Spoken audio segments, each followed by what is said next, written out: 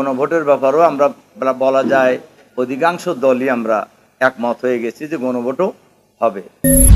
তা আমাদের বক্তব্য তো আমরা আগেও বলেছি, আজকেও আমাদের বক্তব্যে আমরা স্পষ্টই বলেছি এবং বলা যায় আমরা সব দলই বিরাট কাছাকাছি এসে গেছি যে জুলাই সনদের আইনি ভিত্তি দিতে হবে এবং এটা গণভোটে দিতে হবে।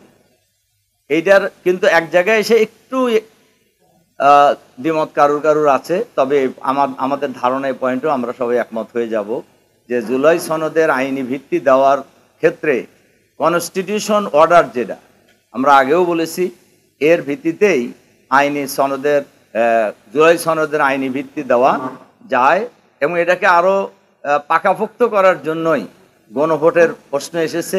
আমরা গণভোটের ব্যাপারেও আমরা বলা যায় অধিকাংশ দলই আমরা একমত হয়ে গেছি যে গণভোটও হবে।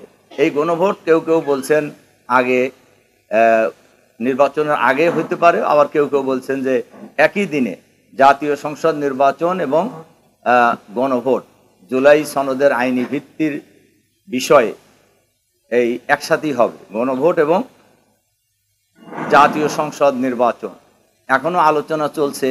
আমার ধারণা আমরা অধিকাংশ রাজনৈতিক দলই এ ব্যাপারে আগামী দিনে ঐক্যমত পোষণ করব এবং জুলাই সনদের আইনি ভিত্তি হয়ে যাবে ইনশাআল্লাহ। নির্বাচন খালি আমরা প্রস্তুতি নিতেছি না, সব দলই যারা নির্বাচন করতে ইচ্ছুক সবাই নিচ্ছে এবং আমাদের ধারণা এটা আইনি ভিত্তি দেওয়ার পর জুলাই সনদের ভিত্তিতেই জাতীয় নির্বাচন সম্পন্ন করা সম্ভব।